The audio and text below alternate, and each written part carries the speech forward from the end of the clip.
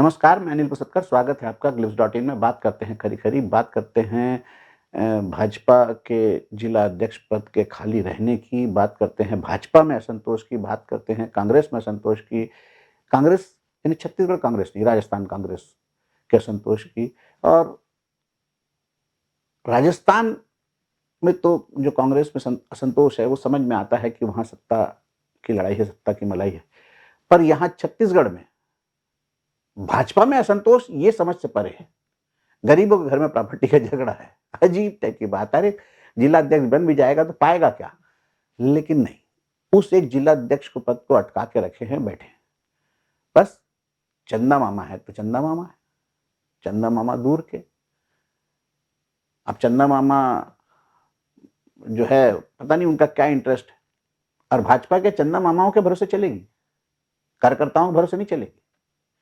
भाजपा को अभी चंदा मामाओं की जरूरत नहीं है, भाजपा को अभी कार्यकर्ताओं की जरूरत है। विपक्ष में है, लाठी डंडे खाने की जरूरत है, नाजुक सेठ लोगों की जरूरत नहीं है। अभी तो मजबूत कदकाठी के लोग हों जो संघर्ष कर सके, लाठी खा सके और भूपेश जैसे आक्रामक मुख्यमंत्री और उसकी टीम का मुकाबला कर सके। इतना बड़ा कोरोना का जो है काल चला गया, भाजपा नजर नहीं आई। लेकिन भूपेश बघेल की जो ऑफेंसिव लीडरशिप है, उसमें कांग्रेस जो है एकदम उभर कर आई। सत्ता पक्ष में है तो दिख रहे हैं सड़क पर, और ये विपक्ष में है तो दुबके हुए।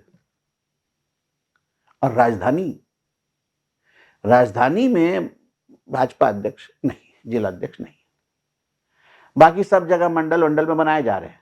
हाँ, जब भाजपा का जो जिला अध्यक्ष बनेगा, वो क्या मंजीरा बजाएगा? वो किसको बनाएगा? यानी पहले ही टीम अपनी तैयार कर दी है। और जिसको अगर इनका नहीं बैठा, इनका बंदर वहां नहीं बैठा, तो दूसरा बैठेगा, उसको बाकी लोगों से नचवाएंगे। अरे कठपुतलियां ही बैठाओगे क्या? अपने इशारे पे नचाओगे क्या पार्टी को? यही हाल करते करते तो पार्टी कहां से कहां आ गई। कहां 15 साल का राज, लोग कहने लगे थे कि रमन सिंह अभिजीत ज्योतिर बसु का रिकॉर्ड तोड़ डालेंगे।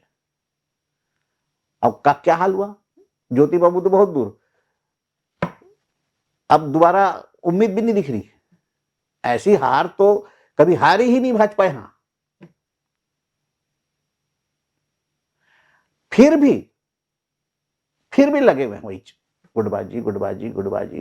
कांग्रेस की जो गुटबाजी है, एक बात तो मानना पड़ेगा भूपेश बघेल की, चाहे रिस्क लिया हो उन्होंने, चाहे चाहे कठोर डंडे चलाए हों, चाहे कोई कुछ भी कहे, गुटबाजी तो उन्होंने हवा निकाल दी। गुटबाजी की कांग्रेस की परंपरा को तोड़ डाला।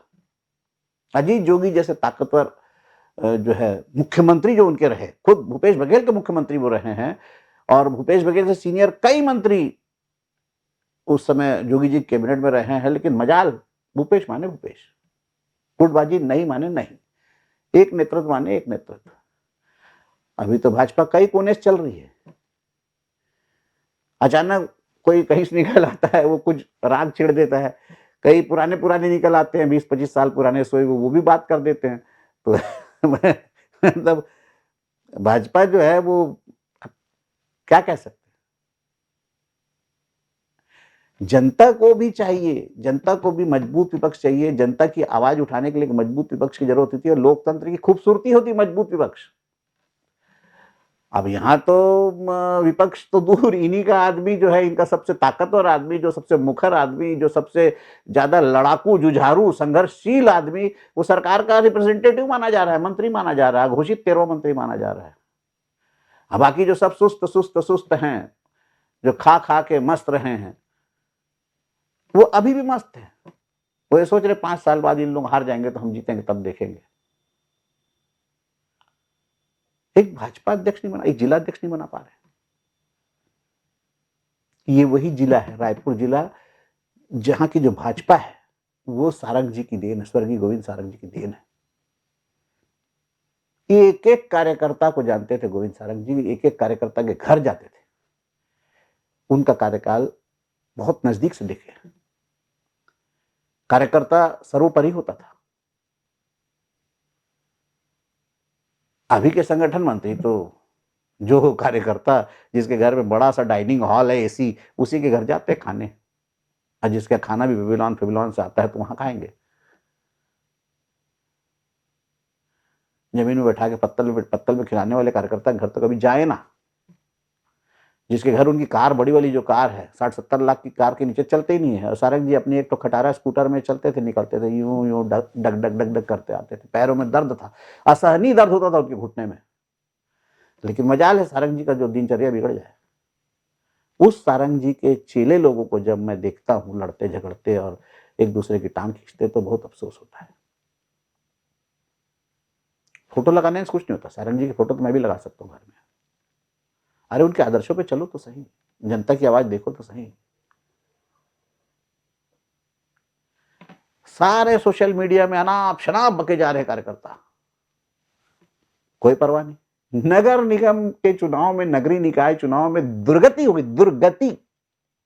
मतलब इससे अच्छा शब्द है ही नहीं भाजपा के लिए, दुर्गति। कभी ऐसी हार नहीं हारी भाजपा। शहरों की पार्टी शहरों में निपट गई, धारो धार बह गई गुटबाजी में। मेरा ये, मेरा वो, मेरा वो, मेरा भतीजा, मेरा भाई, मेरा वो, मैं खुद, मैं खुद, मैं खुद, साफ। फिर वही चंदा मामा लोग फिर आगे आ गए। चंदा मामा को टिकट चाहिए, चंदा मामा को सत्ता चाहिए, चंदा मामा को संगठन चाहिए, चंदा मामा को सब चाहिए। चंदा दे रहे हैं। चंदा मामा माने चंदा देना। तो चंदा मामा लोगों के घरों से अगर पार्टी चलेगी तो फिर चंदा मामा भी दूर के थे, पार्टी भी जनता से दूर चली जाएगी। उम्मीद है भाजपा के जिम्मेदार लोग जागेंगे और ऐसे समय में जब एक मजबूत विपक्ष की जरूरत है, राजधानी में जहां से राजनीतिक हवा बहती है, जहां से राजनीतिक वातावरण बनता है, वहां तो कम से कम जिलाध्यक्ष बना ही देंगे। नमस्कार, अगले अंक तक के लिए दीजिए मुझे इजाजत। For more information, log on to www.clips.in.